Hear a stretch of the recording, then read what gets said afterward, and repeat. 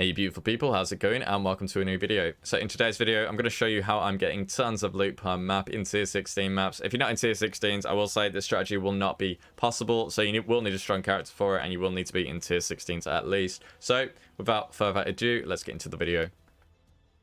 Okay guys, so before we get into it, this is going to be the loot from 15 maps that I've ran today. Only 15 because I want to get this out early while it's still decent. So this is 15 Val Temple maps. So Val Temple, if we take a look at it real quick, is a map which gives areas contain 10 additional guarded Val vessels. So Val vessels are effectively strong boxes on steroids that give double corrupted uniques, jewels. Because they're always corrupted, there's going to be quite a few 6 links, 6 sockets, stuff like that. They even give essences of horror, which is pretty cool as well. So yeah, these are really strong. Now the drawback is usually you have to run them on Val Temple, but you don't have to do that if you run with the Twist of Fate keystone on the Atlas tree, which gives you your corrupted rare maps and any Atlas missions, map crafting options, and scarabs applied to them are modified unpredictably when opened. So this means that you can run a Val Temple and it will be changed into a normal map, potentially something like Mesa, which is a much nicer layout, and it will still contain the implicit, which is the Divine Vessels. So you get all the goodness of Val Temple without running the terrible Val Temple map itself, which is great. Now you will need an all-rounder character for this that can do every mod, because the mods are modified unpredictably, meaning you might get Reflect or no regen and stuff like that. My build is perfect for that, which is Spectral, Shield Pro, Bleed, because it's very easy for me to get Fizz immune, Fizz Reflect immune. So yeah, I'm having no trouble doing this with my build. Now, on top of it changing the map, you can also change Atlas missions, so you could use ones that you're never going to use, like I wouldn't use Nico, and potentially get Jun.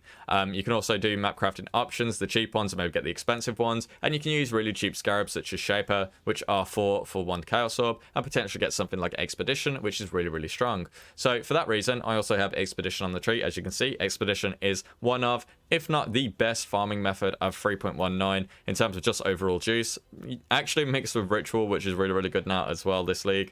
So yeah, I have the nodes for Expedition on my tree as well, just in case this Scarab procs and gives me Expedition, as well as blocking pretty much every other content besides Heist.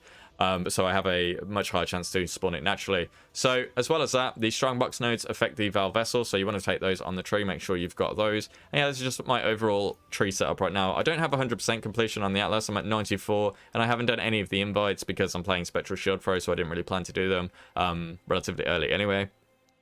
So yeah, that's the Atlas tree. Now, if I just quickly go over a bit of the loot of what you can expect, you will get tons of map sustain, tons of maps from these Val Vessels, as you can see. This is 15 maps, and look how many I got returned. Now, most of them will be corrupted, but they will be corrupted rare for the most part. You will get a few that are corrupted white, which you can just vendor to get a new one.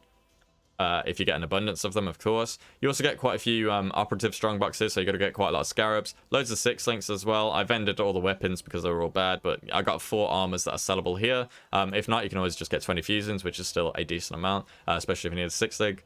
You get the double corrupted uniques. A lot of uniques are really expensive, so if you get a good one like Aegis Aurora with Fizz damage taken as Chaos, for instance, then you would be in the money, because Aegis Aurora currently like 8 divines, so with that corrupt as well, it would be very expensive. But yeah, I got like a drill neck with +1 arrow, which is pretty cool. We got a Yoke of Suffering with cold damage Lictor's Life, which is actually pretty good with really good rolls. Valkyries with +1, so +6 to Socketed Val Gems for Val Auras, for instance. Perseverance with double Flask Effect Corrupt, which is pretty cool as well, especially early on. Some cool Elevore stuff, just meme-ass helmets, which could be used in specific builds. But yeah, there's a lot of currency in this tab. Excellence actually rates it around 1000 Chaos after 15 maps. I'm not sure how accurate that is, because it can't take these 6 links into account, for instance, either, and some of these might be overvalued. So I'm not so sure on how much I make per hour. All I know is I'm making enough to sustain and then some doing this strategy, and it is very fun. I tried doing the league mechanic and just doing general mapping, and it was not very enjoyable for me, but this has kind of turned mapping around for me in the late game, because each map is a pleasant surprise, and I'm just enjoying it. Also, on top of that, you can farm this card, which is very good early. I'll hand them in now. It is the Price of Protection. These drop very commonly, and they give you an Elder Guardian occupied map. So this is effectively a div card that you'll get every time you run one of these. pretty much. Sets of 5, I got 4 of them over 15 maps, so yeah, very common card. And these maps obviously of course sell for a lot as well because they are Elder Guardian maps, so as long as they're not too rippy, somebody will buy these, or maybe somebody wants the absolute juice on this 136% quant one that I just got, who knows. But yeah, excellent way to farm money in my opinion. Very, very fun. Try it out. If you don't want to try it out, yeah, that's absolutely fine as well. That's just about it from me, guys. I hope you enjoyed it, and I will catch you in the next one, whenever that may be. Yeah, take care, guys, and I will see you next time. Have a good one. Before I go, guys, I want to say a big thank you to my King Patreon supporters, Sen, Multi-K, Nifty, Isaiah, Pandoxy, and Gavin. You guys are the best. Thank you so much for the support, and I will catch you next time. Take care.